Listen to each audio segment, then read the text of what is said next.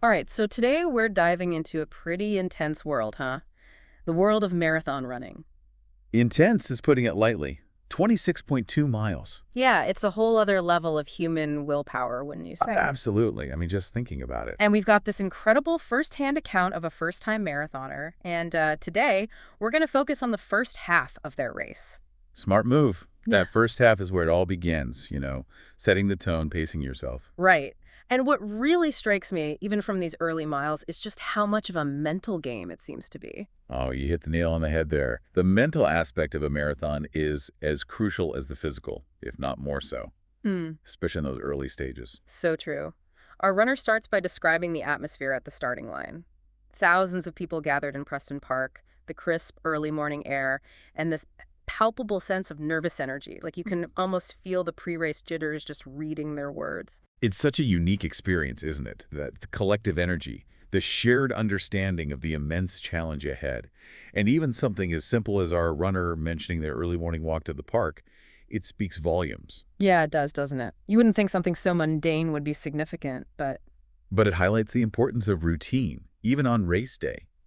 Those familiar actions, they can be incredibly grounding, helping to calm those nerves and focus the mind. speaking of nerves, there's this hilarious bit where they're worried about missing the start of the race because of the Portaloo queue. I mean, haven't we all been there at some point? That fear of being stuck in the bathroom when something important's about to happen. Oh, it's a universal fear, for sure. But it also ties into what we were just talking about, that strategic mindset needed for a marathon. You have to think ahead, consider all the factors, even the pre-race logistics. It's all part of the performance. Okay, so picture this. The race starts, and bam! They're immediately hit with a steep hill. Oof, yeah, that'll get your heart rate up. Huh? Talk about trial by fire. I know, right? I'd probably panic, but this runner, they make a conscious decision to hold back, to pace themselves, even as others are just flying past them. That takes some serious discipline. It's a brilliant move. See, we talk about pacing, but it's really about understanding the science behind endurance. Running within certain heart rate zones, conserving energy. These aren't just tips, they're crucial for success, especially in those early miles. And guess what? Later on, our runner actually overtakes those same people who sprinted ahead at the beginning, pacing for the win. There's nothing more satisfying than that feeling of knowing your strategy paid off, is there? And then, just when they might need a little boost, there's this heartwarming moment, their friend cheering them on at the 7 kilometer mark. Support systems are so vital, even in these individual challenges. Having someone believe in you, cheering you on, it can make all the difference. Right. It's like a little reminder that you're not alone in this. Later on, our runner talks about using the 4-hour pacers as motivation, always aiming to stay ahead. It just shows you the mental resilience needed for a marathon. They're not just running against others, they're battling their own internal limits. Absolutely. It's like having this constant internal dialogue, pushing themselves, strategizing, fighting off any doubts. It's like they're running two marathons at the same time, one physical, one mental. It really is, isn't it? Along this whole physical challenge, they're constantly strategizing, setting these mini goals, and battling those voices in their head. And that mental fatigue is just as real as the physical fatigue. Yeah. And it's fascinating to see how our runner tackles both. There's this section where they describe this long, gradual climb, and they encounter another first-time marathoner, and they have this thought that this person might have underestimated just how demanding a full marathon can be, especially compared to a half marathon. It's a whole different beast. And that brings up a crucial point. You need to truly respect the distance, understand what you're getting into, both physically and mentally. It's more than just putting in the miles during training. It's about knowing yourself, your capabilities, and your limits. And it's amazing how our runner demonstrates this self-awareness throughout their run. They're constantly checking in with themselves, making sure they're not burning out, evaluating their pace.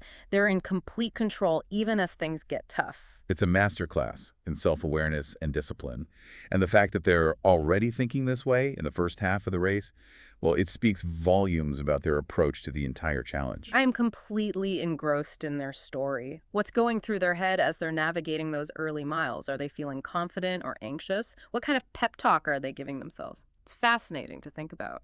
Well, and that's the beauty of it, isn't it? We're witnessing the beginning of a journey, not just in terms of miles, but in terms of self-discovery. Yeah. And as we move into the second half of their race, those internal questions, those moments of doubt and triumph, they only become more profound. I'm already hooked. What strikes me is that even though we're talking about a marathon, A lot of these insights, the pacing, the mental resilience, even the pre-race rituals, they're applicable to any challenge in life. They absolutely are. And that's one of the reasons marathon stories resonate so deeply with people, I think.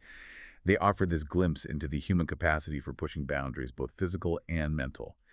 And whether you're an athlete or not, there's something incredibly inspiring about witnessing someone conquer those limits mile by mile. It's amazing, isn't it? As we dig deeper into this runner's experience, it's like we can actually hear that internal dialogue you were talking about, this constant back and forth, weighing the risks and rewards of pushing harder versus holding back, conserving energy. Yeah, like you can almost feel the mental struggle, right? Really highlights how much of a marathon is run in your head, not just your legs. Oh, absolutely. A huge part of it. And what's fascinating is there are all sorts of mental techniques that runners use, like visualization or positive self-talk. Some even break the race down into smaller, manageable chunks. It's like having this mental toolkit for those inevitable tough moments. So it's not just about physical strength and endurance, it's also about having the mental tools, the right mindset to deal with those challenges when they pop up. Exactly. And our runner faces more of them as they continue, more hills, more fatigue, more decisions about pacing. And it becomes this real test of their mental and physical fortitude. Remember that windy stretch they mentioned? Running along the seafront, battling those gusts of wind? Oh, yeah, I remember that part. That must have been incredibly draining. Just the thought of it makes me tired. I can only imagine. But they took it in stride, reminding themselves that, hey, this is all part of the challenge. It's like they had this unshakable belief in their ability to keep pushing forward no matter what. It's a great example of resilience, wouldn't you say? I mean, they didn't let the wind throw them off course. They acknowledged it, adapted, and just kept moving forward. That's such a valuable lesson for any challenging situation we face in life, don't you think? Oh, without a doubt. I mean, think about it. How often do we let these unexpected obstacles, whether they're big or small, completely derail us? This runner shows us that it's possible to stay focused and determined, even when things get tough. Exactly. It's inspiring, right? You see their determination, and it makes you want to tackle your own challenges head on. And that's what's so powerful about marathons. They're not just about crossing the finish line. It's about the journey, the ups and downs, the moments of doubt, and the triumphs of the human spirit. All of it. So, where do we leave our runner at the end of this first half? I mean, they've faced some pretty grueling hills, dealt with that crazy wind, and yet they're still going strong. Yeah, they have, haven't they? They've managed to navigate those early challenges. They've maintained a smart pace, and they've proven that they have the mental and physical strength to keep going. They're feeling good, motivated, and ready to take on the remaining miles. But like you said earlier, the second half, well, that's where things get really interesting. Can't wait to hear about it, especially that dreaded wall everyone talks about. Is it as bad as they say? Oh, the wall is a whole other beast. That's when the true test of endurance kicks in. The miles start to feel so much longer, the fatigue sets in deeper, and that mental game, oh, it becomes absolutely crucial. Okay, now I'm on the edge of my seat. I'm dying to know how they handle it. But before we get there, I have to ask, what actually goes through a runner's mind when they hit that wall? Is it pure exhaustion, or is it more of a mental thing? It's definitely a combination of both. Physically, your body's just depleted, energy stores are low, muscles are screaming, and every single step feels like a monumental effort. Oof, I can imagine. So not fun. Not at all. And mentally, well, that's when the real battle begins. Doubts creep in, you start to question your ability to finish, and that temptation to just give up, to stop, it becomes almost overwhelming. Wow, it sounds like an incredible challenge, both physically and mentally. I can see why people say the marathon is as much a mental game as it is a physical one. It really is. But I'm willing to bet our runner has a few strategies up their sleeve for dealing with those tough moments. I hope so. I guess we'll find out soon enough. But for now, it's worth taking a moment to reflect on everything we've learned so far. This runner's journey, even just in this first half of the marathon, is a powerful testament to the importance of preparation, pacing, and mental toughness. And you know what? These qualities, they're not just for marathon runners, are they? They're relevant for all of us and any challenge we face in life. Absolutely.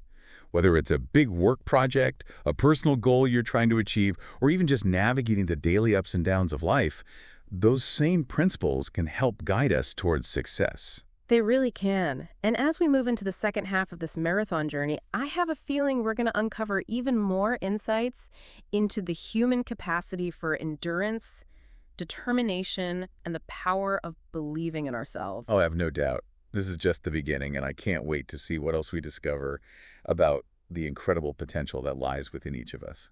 Okay, so we're back, and I'm ready to hear what happens in the second half, where those mental gremlins really start to make their presence known. Oh, yeah, this is where things get real. Our runner has done amazing so far, and now it's all about entering that territory where fatigue just hits you like a wall. And those little doubts, they start to become a little bit louder. I have to admit, even just hearing you talk about this wall, it's pretty intimidating. Imagine actually experiencing it mid-marathon. Brutal. It is a defining moment in any marathon, that's for sure. And it affects runners in all sorts of ways. Physically, I mean, you're completely depleted. Energy stores are low, muscles are aching. Even just basic movements become a struggle. I can only imagine. And all those hills they conquered earlier, I bet they start to feel those again too. Absolutely. Huh? Even with perfect pacing, those early efforts can catch up to you. And remember that wind they were battling.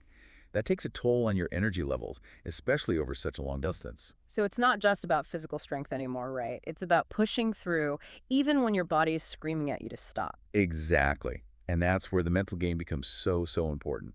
You have to dig deep, find that extra willpower, and figure out how to silence those doubts that start creeping in. Remember how our runner talked about staying ahead of the 4-hour pacers? I bet that becomes even more crucial in this second half. It's like having a target, right? A reminder that you're still on track, even when your body's telling you otherwise. Yeah, exactly.